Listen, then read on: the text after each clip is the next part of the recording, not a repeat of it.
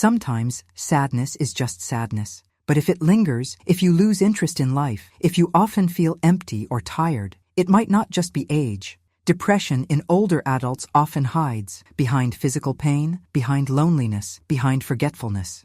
Today, I'll talk about 7 warning signs that many people overlook, and more importantly, what to do about them. If you or someone you love recognizes these signs, you are not alone. We'll figure it out together. Let's start with something that often gets overlooked, feeling tired all the time, even after a full night's sleep.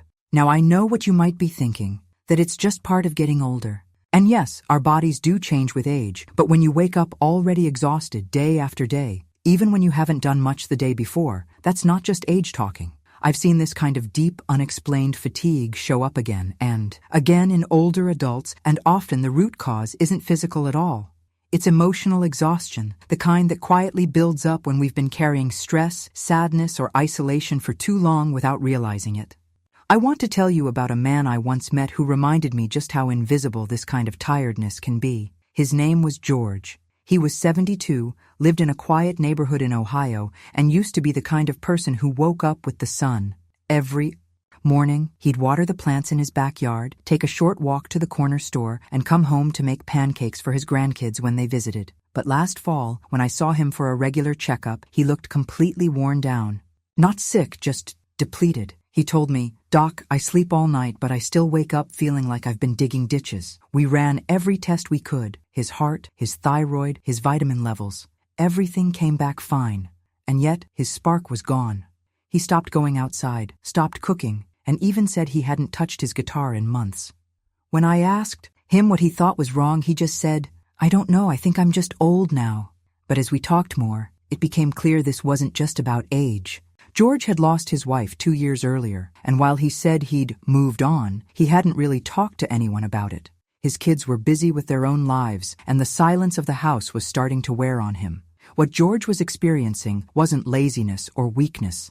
It was emotional fatigue, the kind that comes from holding in too much grief, too much loneliness, for too long. What helped George, and what I've seen help many others, was something very simple: sunlight.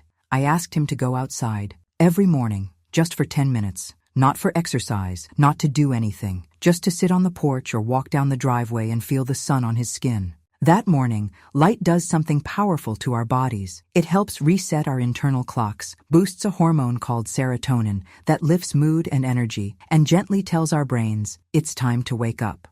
After about 2 weeks, George told me, "I'm still tired, but I don't feel like a ghost anymore."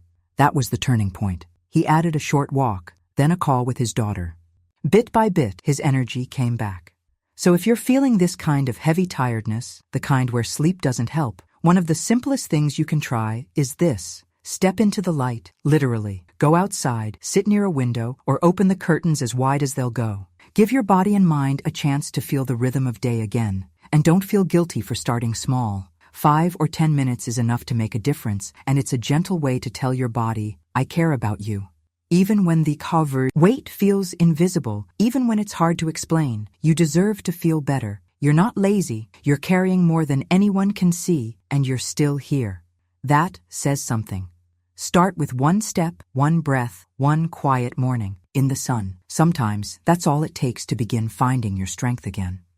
Another sign I often see, and one that surprises a lot of people, is when food just stops bringing joy. Now, I'm not talking about being too full or skipping a heavy meal now and then. I mean when someone who used to enjoy cooking or had a favorite treat suddenly stops caring about what they eat, or worse, stops eating altogether.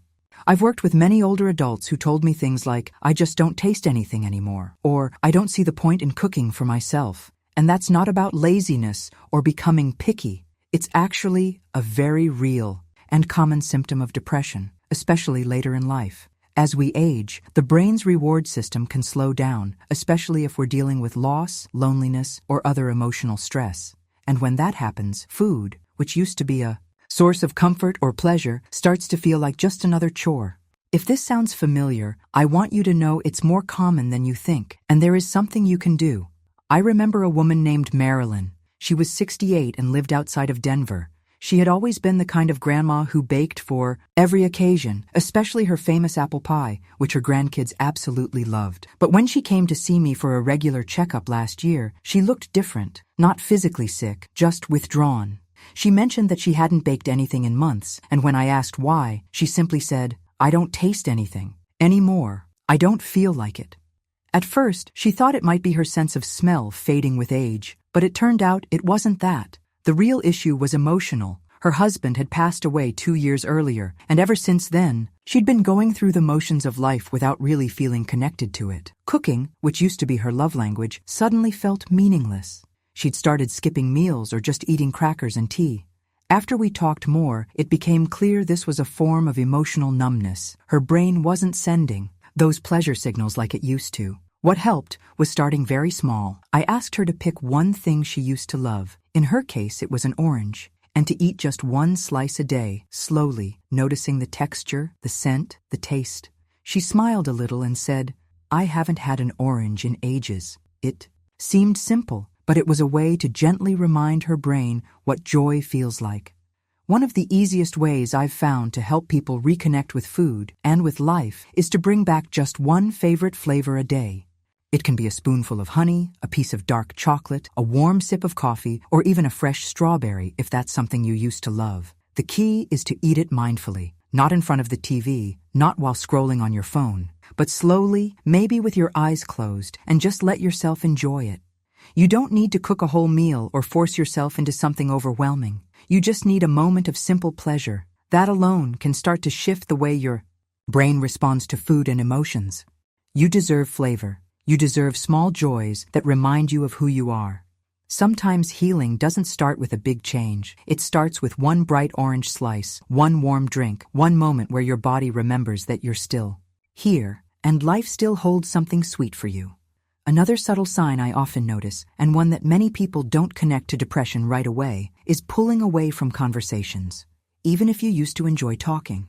Now, of course, as we get older, it's natural to want more quiet moments, and things like hearing issues or fatigue can make socializing harder. But when someone who used to be social, who liked chatting on the phone, telling stories, or seeing friends, suddenly starts turning down calls, avoiding visits, or leaving the TV on just to avoid silence, that can be a sign of something deeper. Emotional fatigue makes even simple interactions feel like a lot of effort, and many older adults tell me, "I just don't have the energy to talk," or "I don't want to be a burden." If that sounds familiar to you, I want to reassure you, you're not alone in feeling this way, and it doesn't mean you've become antisocial. It just means your emotional battery may be running low. One man I worked with, Walter, 75, from Michigan, used to be the unofficial storyteller at his local cafe. He knew every neighbor, remembered birthdays, and always had a joke ready. But last winter, his daughter reached out and said he hadn't been answering the phone for weeks. When I visited him at home, he looked worn out, not physically sick, just very quiet. His voice was softer, and he said things like, "I just don't feel like talking to anyone anymore." He'd lost his older brother a few months before and had quietly stopped going to the cafe after that. It wasn't grief in the way most people imagine it, no dramatic tears, just a slow pulling away. Walter admitted that he didn't even know what to say to people anymore and didn't want to fake being cheerful. What helped him wasn't therapy or medication at first, it was structure. I suggested he schedule just one 5-minute phone call each day. No pressure to say anything special, just a hello, a short catch-up. He started calling an old friend every morning after breakfast. That turned into a routine, and eventually he added a second call once a week to his granddaughter in Texas. Within a month, his energy had noticeably shifted, and he even started dropping by the cafe again once a week. What often helps in these situations is creating a small, reliable rhythm of contact, what I like to call a conversation on the calendar. You don't need to be in the mood to chat for an hour or entertain anyone. All you need is 5 minutes with someone who cares, even if it's just to say how your day is going or hear their voice. And if your circle feels too small, there are volunteers across the country who offer friendly calls, no expectations, just connection. The structure takes away the pressure, and that gentle habit of reaching out can slowly rebuild that social muscle. Even when words feel hard to find, your voice still matters. There's someone out there who would smile just hearing you say, hello. You don't have to fix everything today, Just give yourself the chance to be heard again. Because silence may feel safe, but connection is where healing starts. One simple call at a time. One more sign that often slips under the radar is when something you used to enjoy suddenly feels pointless. Now, this isn't just about boredom or having a slow week. It's when a hobby or daily ritual that once brought comfort or pleasure just doesn't feel worth doing anymore. You might look at your knitting needles, a half-finished puzzle, your garden tools, or your favorite book and think, why bother? That lack of interest, especially if it lingers, can be a signal that your brain's motivation system is running low, and that's something we see a lot with depression, especially in older adults. As we age, we face more loss, more quiet, and sometimes fewer opportunities to feel needed. And when that emptiness settles in, the things that once gave structure and meaning can start to feel empty too. I remember one of my longtime patients, Louise, who's 70 and lives outside of Charleston. She's one of the most thoughtful people I know. She used to crochet blankets for every newborn in her neighborhood and even made shawls for patients at the local hospice. But when she came in for her appointment last year, she looked different. Not in her health, but in her spirit. Her eyes were tired, and when I asked how her projects were going, she just shrugged and said, "I haven't touched yarn in weeks. I keep thinking, what's the point?" Nothing specific had happened, no crisis or injury, but her husband had passed 2 years earlier, and slowly, without realizing it, she had started doing less and less of what made her feel like herself. The more she stepped away from her routines, the harder it became to start again. What really stuck with me was when she said, "It's not that I don't care, I just feel like it doesn't matter if I do it or not." That's the kind of quiet hopelessness I try to help people notice early before it settles too deep. I suggested she try something small, not to finish a blanket, not to give it away, but just to sit with her yarn for 10 minutes, without a goal. To feel the texture, enjoy the rhythm, and let it be about the moment, not the outcome. She agreed, a little unsure, but 2 weeks later she came back and told me she'd finished a scarf, not because she had to, but because she'd started to enjoy it again. What often helps in these situations is restarting the routine without pressure. Don't focus on completing anything or being productive. Just give yourself 10 minutes a day to return to something you used to love, even if you're not in the mood. The act itself, holding the tool, turning the page, touching the fabric, can gently wake up that part of you that still remembers joy. And if it doesn't feel good right away, that's okay. You're not doing it wrong. You're just rebuilding a connection that needs time. The truth is, meaning doesn't always arrive with a big feeling. Sometimes it shows up quietly, while your hands are busy. You don't have to chase it. You just have to create space for it to return. You're still you, even if some days feel heavy. Let the small rituals carry you until the spark comes back, because it can, and it does. Here's another sign that often gets missed, when your emotions feel either too heavy or too far away. Some people find themselves crying often, and they can't quite explain why. It just builds up and spills out over small things. Others tell me they haven't cried in years, even after big losses, and that worries them too. What I want you to know is that both of those experiences can be signs of emotional overload or emotional shutdown, and neither of them means something is wrong with who you are. As we get older, emotions can behave differently, especially when grief, stress, or long-term loneliness are involved. Sometimes feelings get stuck in the body, not because you're weak or numb, but because your mind is doing what it can to protect you. But the truth is, holding things in for too long can leave you feeling even more distant from yourself and the people around you. I remember a patient named Henry who was 80 and lived in a small town in Missouri. He came in one afternoon for a blood pressure check, but during the visit, I asked how he'd been feeling emotionally. He looked at me for a moment and said, "My brother died 3 months ago, and I didn't feel a thing. I didn't cry. I just sat at the funeral like I was made of wood." He wasn't cold or uncaring. In fact, he and his brother had been very close. But Henry had gone through a lot of loss in his life. His wife passed a few years earlier, and during the pandemic, he spent many months completely alone. Somewhere along the way, it became safer for his mind to shut off certain emotions rather than face them all at once. When I explained that emotional numbness can be a part of depression, especially in older adults, he looked relieved, like he wasn't broken after all. I suggested a simple practice to help him reconnect with what he was feeling, not by forcing tears or deep conversations, but by writing. I asked him to write a letter to his brother, not for anyone to read, not even to send, just to say, what he never got to say. A few days later, he came back and told me, I cried halfway through that letter, and then I laughed, and it felt good, like I found a part of myself again. One of the simplest ways I've seen people begin to move stuck emotions is through writing. You don't have to be a writer, and no one needs to see it. Just grab a notebook or a piece of paper and write to someone. Someone you miss, someone you're angry with, someone you never got to thank. Let it be messy. Let it be honest. Sometimes the act of putting those feelings outside of your head gives your heart a little room to breathe again. And even if no tears come, that's okay too. What matters is giving your feelings permission to exist. You're not too sensitive, and you're not too distant. You're human, and your emotions are part of your strength, even when they feel confusing or absent. Like a river after winter, feelings can freeze, but they always know how to flow again when the time is right. All you have to do is let a little warmth in.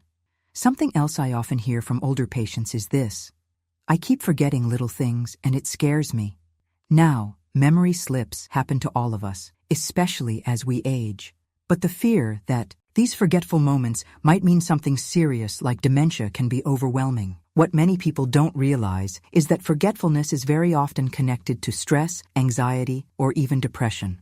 When your brain is under emotional strain, it doesn't file or retrieve memories the same way. You might forget where you left your keys, mix up a word, or lose track of why you walked into a room. And while that feels alarming, it doesn't always mean there's something medically wrong.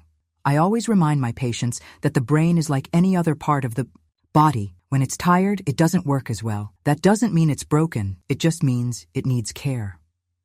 I remember Deborah, a 66-year-old retired teacher from Milwaukee, who came to me nearly in tears because she'd lost her keys 3 times in 1 week. She said she had always been the organized one in her family, the calendar keeper, as she called it. But lately, she'd been misplacing things, missing appointments, and feeling foggy. Her first thought was, am I losing my mind? That fear was eating at her. When we sat down and talked, I asked what else had been going on in her life, and she shared that her husband had been having health issues, her daughter had moved out of state, and she'd been feeling more isolated since retiring. As we unpacked that together, it became clear that she was carrying a heavy emotional load, and her mind was stretched thin, trying to hold it all. After a full workup, her memory loss wasn't linked to any neurological issue. It was stress, plain and simple, the kind that builds quietly and clouds the brain. What helped Deborah regain some confidence was a simple habit: keeping a small memory journal by the kitchen table. She wrote down what she needed to do each day, how she felt, and anything she wanted to remember. Within a few weeks, she said the fog was starting to lift. She felt more anchored, more in control, and far less scared. One of the easiest and most effective tools I've seen work is a memory log. It doesn't need to be fancy, just a notebook or notepad where you can jot down what you need to do, who you talk to, or even how you're feeling. The act of writing things down gives your brain breathing room. It reduces the pressure to remember everything at once and creates a calm routine that helps your memories settle back into rhythm. You can even set reminders on your phone or use sticky notes, whatever feels easiest and most natural. If you're forgetting things lately, don't panic. You're not falling apart. You're likely just overwhelmed. Think of your mind like a crowded room. It's not broken. It's just too full. Let the paper hold what your brain doesn't need to carry alone. You are not losing yourself. You're simply being asked to pause, breathe, and give your mind the support it needs to come back into focus. One more sign that's important to mention is when mornings stop feeling like a beginning and start feeling like a burden. If you find yourself waking up and just lying there, staring at the ceiling, not because you're tired, but because you simply don't see a reason to get up, that's something worth paying attention to. This kind of emotional heaviness is more than just being a little unmotivated or having a slow day. In older adults especially, this feeling can be a quiet signal of depression. And I want to say clearly, this isn't laziness, and it's not your fault. When your brain isn't getting enough emotional stimulation or connection, it stops sending those little signals that say, this day matters. You might start asking yourself, what's the point? And that's exactly why we need to gently build small moments of meaning back into your mornings. I had a patient named Ronald, 73, from Minnesota, who shared something with me during a follow-up visit that stuck with me. He said, I wake up every day around 6 a.m., and then I just lie there. I'm not in pain. I just don't have anything to look forward to. Before retirement, he had been a mechanic, always up early, fixing engines, working with his hands, and having coffee with his coworkers. But now, with his wife passed and his kids living far away, his mornings had become silent and empty. He'd lost the structure and purpose that used to pull him out of bed. When I asked him what he used to enjoy in the morning, he paused and said, "Well, I always loved listening to the birds while I made coffee." That was the opening we needed. I suggested he make that into a little routine again, just 5 minutes each morning, by the window, holding a warm cup of coffee, listening to the world wake up. No pressure to do anything else. A week later, he came back and said, "It's not everything, but it helps. It feels like the day has a beginning again." What often helps with this kind of morning apathy is what I call an anchor habit, something small, simple, and pleasant that gives your brain a reason to start the day. This could be drinking your favorite tea by the window, opening the curtains to let in light, listening to a particular song, or even stepping outside for a breath of fresh air. The key is that it's easy and enjoyable, not a chore, not something that needs to be done, but something that gently reminds you that the day is yours. If you've been waking up and feeling like you'd rather stay in bed, I want you to know you're not alone, and that feeling doesn't have to last forever. Even something as small as one warm mug in your hands, one moment of stillness by an open window, can help your heart remember what it feels like to begin again. You don't need a big reason to get up, you just need one small one, and that's enough to start. If even one of these signs felt familiar to you, it's not a reason for shame, it's a reason to take care of yourself. Tell us in the comments which one resonated with you. We read every message. Subscribe and click the bell so you don't miss new videos. Each one is made with heart for people like you. And remember, you are not alone, you matter, and life goes on, especially when you hold it gently in your hand.